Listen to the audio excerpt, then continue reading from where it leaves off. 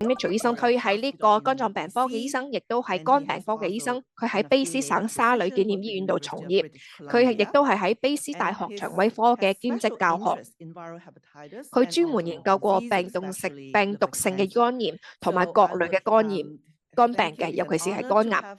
佢曾經發表過好多同肝病相關嘅重要研究。好，咁跟住落嚟咧，請 Mitchell 醫生同大家講講。Thank you very much. Can you hear me okay? 多謝大家聽唔聽到我講嘢？係，我哋聽到你講嘢，唔該晒。呢個肝癌咧，我哋將佢稱為沉默嘅殺手。咁 Mitchell 咧，多謝，非常多謝大家邀請我嚟參加呢個有非常組織得咁好嘅活動嘅。呢當然啦，我哋今日所講嘅嘢係好嚴肅、好重要嘅。咁亦都在場，我知道在場參加呢個講座咧，亦都有好多患者，所以我好高興啦，又可以好高興去參加呢個講座，同大家分享關於呢個話題嘅內容。咁我想同大家講嘅主要嘅內容咧係肝癌啊。咁我係將佢稱為啦呢個肝病咧，肝癌咧，佢係一個沉默嘅殺手。咁我咁樣講咧，唔係想學大家嚇，我只不過呢個咧係我一個想用呢個方式咧同大家希望大家可以對呢個呢種疾病咧有更加多嘅認識，俾佢更加多嘅注意嘅。咁首先啦，我想同大家講一個我嘅患者嘅案件病情先。咁我嘅從業嘅地方咧係喺溫哥華外圍啦，係叫做素里。咁之前啦，我有一個病人咧，佢係65歲，咁我知道咗啦，佢以前咧係已經有慢性嘅乙肝嘅感染嘅，好多年前已經有呢種病啦。咁當時咧，佢已經知道係有呢種病，但係因為5年跟住落嚟嘅5年啦，佢都揾唔到固定嘅家庭醫生，佢就冇睇醫生啦，咁亦都冇將呢個疾病給予重要呢個注意啦，佢亦都冇去睇醫生去覆診嘅。咁當佢再翻嚟醫院嘅時候咧，佢係發現自己呢個肚劇痛嘅，我哋幫佢做咗好多唔同嘅檢查。做咗檢查之後咧，我哋就發現咧，佢嘅腸胃啦，佢嘅肝臟啦係咁樣嘅。大家係一見到呢啲有少少白色閃光嘅地方啦，係一個腫瘤嚟嘅。咁當時見到呢個圖之後啦，我就收到急 call， 就要又睇呢個病人。好，咁再講多少少，講翻第二樣嘢嚇。咁而家其實咧，肝癌咧，佢係我哋全球癌症相關因為癌症而引起死亡嘅病情當中啦，係最主要嘅原因之一嚟嘅。咁講得更加清楚嘅話啦，呢個肝病咧係我哋癌症相關死亡嘅第3大原因。雖然呢個發病率咧係比較低嘅，但係因為咧當病人發現自己有呢種病嘅時候咧，已經係一個比較末期嘅階段㗎啦。所以咧，如果病人患肝病患者知道自己有肝癌嘅時候啦，已經係一個比較遲嘅階段，所以咧呢個死亡率啦仍然都係比較高嘅。跟住落嚟呢個圖咧，就係講俾大家聽啦。喺全球啦，呢種疾病佢嘅分佈係有差異嘅。咁對於乙肝病毒感染率比較高嘅地區嘅話啦，咁肝癌發生嘅機會亦都會更加大。咁大家可以見到啦，呢個喺北美地區啊、歐洲啊、日本啊，丙肝咧係會比較常見。呢個數據係2021年嘅獲得嘅數據。咁我哋亦都見到啦，根據呢個趨勢啦，喺美國啊，相比其他嘅病因，代謝相關嘅脂肪性肝炎嘅話啦，佢所呢個比例咧係持續增加緊嘅。咁我哋已經知道啦，咁多年嘅經驗啦，邊啲人會患有更加高嘅風險，會患有肝癌。咁對於普通嘅人士啦，意思即係話你可能係冇潛在嘅肝病嘅患者啦，你未來患有肝癌嘅機會嘅風險咧，通常會係比較低嘅，唔係比較低，係非常之低嘅。咁如果你有其他嘅唔係好好嘅生活習慣啊，比如話中意飲好多酒啊，或者你本身係有丙肝呢啲疾病嘅話啦，佢可能導致末期嘅肝纖維化、肝硬化啦嘅風險會更加高。咁如果病人本身係有慢性乙肝嘅話啦，就算冇肝硬化，佢未來患有肝癌嘅機會亦都會比較高。咁我哋知道啦，如果本身你一開始咧就有接種乙肝，或者話你係接受呢個乙肝抗病毒嘅治療方案嘅話啦，佢咧係會可以大大咁樣降低乙肝病人未來發展出肝癌嘅機會嘅。只要你有接受呢個乙肝嘅治療啦，你甚至呢個肝硬化嘅機會亦都會更加低。咁而家同大家講呢個30%、80%嘅數字咧，就係你有用藥物治療同埋你冇用藥物治療嘅話，唔係意思話你有用藥物治療嘅話，如果你有後尾你後尾出現肝硬化同埋冇出現肝硬化嘅數字係幾多？咁無論係你邊種情況啦，如果我呢個定期嘅篩查啦，係一個好好嘅檢查嘅階段，檢查嘅方式，你盡早知道你未來嘅有冇可能出現肝癌。嗱，咁邊啲人咧患有肝癌嘅風險會更加高咧？咁通常啦，如果男士同女士咧，佢哋有唔同嘅比例啦。如果係男士超過40歲啊，女士超過50歲咧，係會比較高嘅機會會患有患有肝癌嘅。咁尤其是係如果你本身已經有慢性嘅肝炎嘅話，就算係冇出現肝硬化，亦都係有比較高嘅風險，需要及時嘅定期接受檢查。咁同埋，如果你自己冇呢種疾病啦，但係你屋企人有呢種疾病喎，你亦都係需要定期去接受篩查嘅。咁我想知道啦，我想話俾大家知啦，而家嘅呢啲數字咧，佢都係基於我哋嘅人群嘅指南嘅，係呢個啦，從公共衛生角度去制定嘅。好，咁我哋跟住同大家講點樣去對患有肝癌嘅高危人士進行篩查咧。咁通常我哋常規嘅方式咧，就係每6個月啦，要做一次腹部嘅超聲波檢查，同埋啦要做一啲化驗所檢查，咁即係話驗血，主要係驗血。咁我知道啦，有好多在場嘅觀眾啦，我相信你哋當中亦都有啲係病人嚟嘅，你哋亦都做過呢個超聲波嘅檢查。咁超聲波檢查本身係唔會太痛嘅，你瞓喺張病床度啦，咁嗰個技術人員啦會用一嚿嘢啦喺你啲啫喱喺個肚度咧，就會幫你掃描去睇你嘅腹部做呢個檢查嘅。咁如果你係一個風險比較高嘅患者啊，比如你係年紀已經過咗年紀啊，或者因為其他原因嘅話啦，你需要進行篩查嘅時間啦，可能會更加頻密。咁而家想同大家講啦，一種叫做甲胎蛋白，其實頭先有黃醫生佢有講過呢樣嘢啦，佢呢種同甲胎蛋白相關嘅血液檢查咧，佢係可以結合啦同超聲波檢查一齊做，咁樣做嘅話啦，就可以提高我哋篩查嘅準確性。咁如果淨係做超聲波嘅話啦，呢個準確率咧，佢就可能係呢個敏感性咧係45%嘅。咁如果有做超聲波，再加埋甲胎蛋白嘅血液檢查嘅話啦，佢就可以令到呢個篩查嘅準確率啦、敏感性啦會提高好多嘅。咁所以簡單啲嚟講啦，就係每6個月啦要做一次肝癌嘅篩查嘅時候啦，就需要做超聲波，再加埋甲胎蛋白嘅血液篩查。咁但係咧，你唔可以單獨淨係去睇呢個血液檢查，就將呢個結果咧就代表就係視為唯一嘅結果㗎啦嚇。咁因為咧，我哋嘅任何一個單獨嘅篩查手段嘅話咧，佢都係唔足以唔夠準確去幫助我哋去確定病人嘅病情嘅。咁同埋啦，你有做唔同檢查嘅話啦，醫生亦都需要你呢個定期嘅多年嚟嘅記錄，先可以更加清楚你嘅病情發展。咁大家跟住來想同大家講講啦，如果淨係做超聲波檢查嘅話咧，佢咧雖然佢係一個好好嘅篩查嘅手段，但係咧呢個篩查手段佢係仍然有佢嘅限制嘅。佢亦都唔係話係一個完美嘅檢查方式。咁好似大家睇呢幾張圖啦，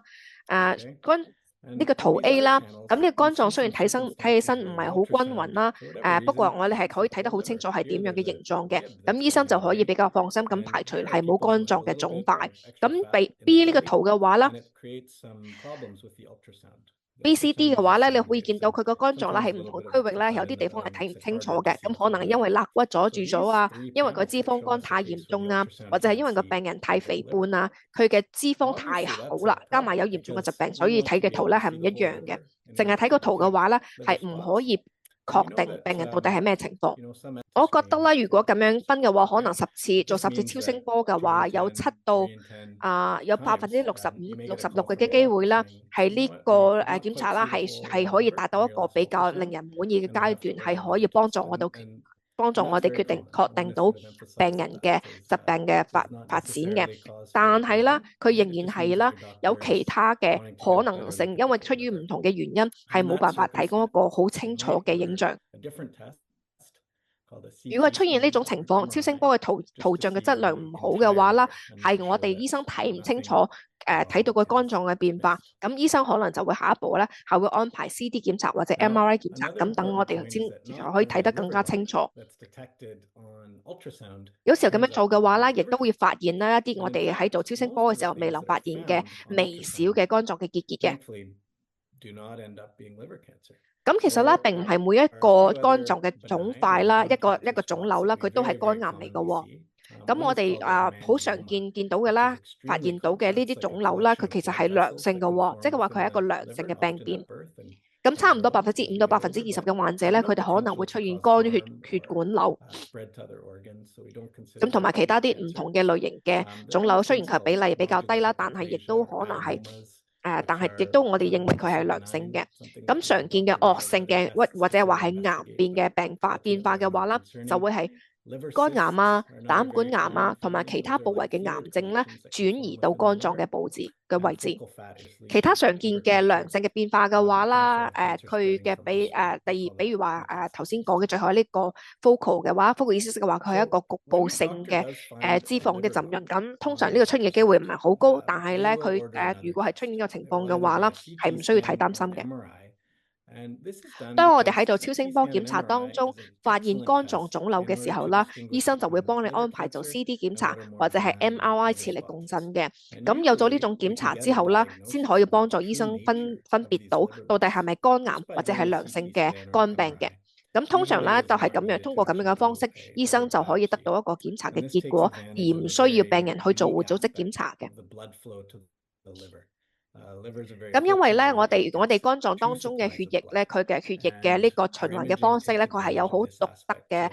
紋路嘅。咁所以我哋見到咧，如果係健康嘅肝臟啊，佢嘅血液係點樣去流動？咁如果係肝癌嘅話，佢又會係點樣去依賴我哋嘅血管去獲得血液供應？咁通常咧以咁樣嘅方式咧，我哋已經可以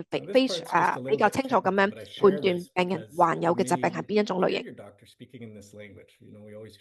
咁喺你睇完醫生之後啦，你可能會聽到醫生講你等你做完 CT 啦、MRI 檢查啦，佢可能咧佢會喺一個多學科肝臟腫瘤討論會度去講翻你個 case 嘅。咁樣咧意思即係話啦，醫生會同多個專業嘅人士咧去將你嘅俾你病歷啦攞出嚟單獨咁樣講。咁喺唔同嘅專業人士嘅審核同埋討論之下啦，佢哋會俾自己嘅意見。咁最終咧係對於佢哋所見到嘅肝臟嘅出現嘅呢個腫瘤，佢嘅腫瘤咧界定佢到底係屬於邊一種類型、咩程度良性或者係惡性嘅階段嚟嘅。佢會作出一個佢會為呢個發現到嘅肝臟腫瘤咧做一個評估，做一個出一個分數。咁頭先所講嘅呢個風險評分啦，即係呢個作出確定佢到係良性定係惡性，同埋係邊一個階段嘅呢種方式嚟嘅話啦，佢係一個非常之有效嘅方法嚟嘅喎。佢係可以幫到醫生啦，對一啲肝臟嘅腫瘤嘅癌變風險咧，去分類同埋幫助佢哋去確定未來嘅治療方案。咁而家大家見到嘅呢張圖咧，就係我哋一共咧係收集咗嚟自2760個患者，佢哋參加咗454項嘅研究所得到出嚟嘅一個嘅一個數據嘅。咁同埋啦，咁如果我哋喺做咗 CT 或者 MRI 檢查，同埋亦都喺呢個大家唔同嘅專業嘅人士討論開完會之後咧，仍然無法確定到底呢個肝臟嘅腫瘤係咩性質嘅話啦，咁醫生佢就會安排做呢個肝臟嘅穿刺活檢啦，就係我哋經常聽到嘅 biopsy 活組織檢查。咁通常啦，因為 MRI 嘅話咧，我哋係唔會需要對肝癌啦去做組織檢查嘅。咁因為你如果病人所患有嘅係肝癌嘅話，佢喺 CT 同埋 MRI 所顯示出嚟嘅圖形嘅話咧，佢係有一個好特別嘅、好獨特嘅形象嘅表現嘅。咁所以咧係我哋一睇就知道係咩回事。咁通常咧，只要係喺經過咗 CT 同埋 MRI 嘅等呢啲適當嘅影像檢查之後，同埋對呢個肝臟腫瘤討論會開完之後咧，仍然冇辦法確定個腫瘤係咩情況先會做組織檢查嘅。咁活組織檢查啦，通常嚟講啦係非常之安全噶啦，但係任何嘅操作咧都係有風險嘅，佢可能咧會有引起出血啊、肝臟損毀啊，或者係肝嘅腫瘤細胞喺肝臟內擴散。不過呢啲風險咧係非常之低嘅。肝癌嘅分期咧，需要同時考慮個腫瘤本身嘅情況、肝臟嘅狀況，同埋呢個患者嘅身體狀況等好多個因素去共同去決定嘅。咁比如話啦，我哋會去考慮呢個肝臟腫瘤嘅大細啊、肝臟腫瘤嘅數量啊，呢個腫瘤啦係咪有已經侵入到血管或者擴散到肝臟以外？如果出現呢個情況嘅話啦，我哋就會將佢稱為呢個癌症轉移噶啦。我哋亦都會去睇呢個肝臟嘅肝功能嘅狀況啦，同埋病人佢整體嘅健康同埋個身體狀況。咁通過有呢啲唔同嘅因素去考慮之後啦，我哋大概就會知道呢個病人佢係咪有肝癌，咁同埋佢如果係有肝癌嘅話啦，佢大概係一個早期啊、中期啊、末期嘅階段，大概可以判斷到呢啲情況。咁肝癌嘅治療嘅話啦，係好複雜嘅。咁通常咧，唔同嘅人咧需要有唔同嘅定製嘅方案。肝癌病人佢哋所獲得嘅治療方案咧，可能包括有以下呢啲任何嘅一種或者多種組合。咁其中第一種咧最常見咧就係做手術啦。手術嘅手術咧，通常就係將出現癌症嘅嗰一部分嘅肝臟將佢切除。第二種常見嘅方法啦，叫做消融治療嘅。消融治療嘅英文咧叫做 ablation。咁通常呢個做法咧，就係我哋會用一啲高能嘅微波探針或者係加熱探針去殺滅呢個腫瘤嘅。如果話你個腫瘤非常之細非常之細，而且非常之睇得好清楚喺邊個位置嘅話啦，我哋就有可能會用呢一種方式。第三種方式咧，我哋叫做 embolization。embolization 即係話栓塞治療。佢嘅治療方案咧係利用一啲塗有化療藥物或者係含有放射線物質嘅合成血栓或者係微波細個咁樣嘅呢啲藥物嘅少少嘅分子啦，阻斷我哋肝臟腫瘤嘅血液供應嘅。咁如果話個腫瘤咧係冇咗佢嘅營養，冇咗血液供應，佢就會被餓死。餓死咗之後咧，呢個腫瘤咧，惡性嘅腫瘤咧，佢自己就會死咗噶啦。另外一個仲更加常見嘅治療方式啦，就係叫做放射線治療 radiation 啦。咁可能大家對呢個講法係唔陌生嘅。另外一個方式啦，就係化療啦。化療咁大家知道啦，就係通過藥物去治療嘅。咁除咗化療之外咧，仲有免疫療法。下一個角度咧，治療嘅角度咧，就係做呢個肝臟嘅移植啦。咁肝臟移植咧，就係喺病人通過外科手術切除咗含有腫瘤嘅肝臟之後啦，同時我哋喺之後啦，幫佢移植嚟自共體嘅贊助方嘅健康嘅肝臟嘅。我哋呢個肝移植啦，係涉及切除舊嘅有病嘅肝臟，同埋加入新嘅健康嘅肝臟。咁喺實際嘅臨床中啦，好多呢啲治療咧，通常係會按照好複雜嘅護理嘅流程啦，去進行治療。並且咧，佢呢個治療咧，佢唔係一次過全部做晒，佢係按照唔同嘅階段、唔同嘅時期去分段去治療嘅。咁而且啦，通常我哋而家嘅現代嘅呢啲肝癌治療方案啦，因為太複雜啦，佢係需要有唔同學科、唔同嘅專業團隊嘅人士共同合作，先可以獲得最佳嘅治療嘅效果。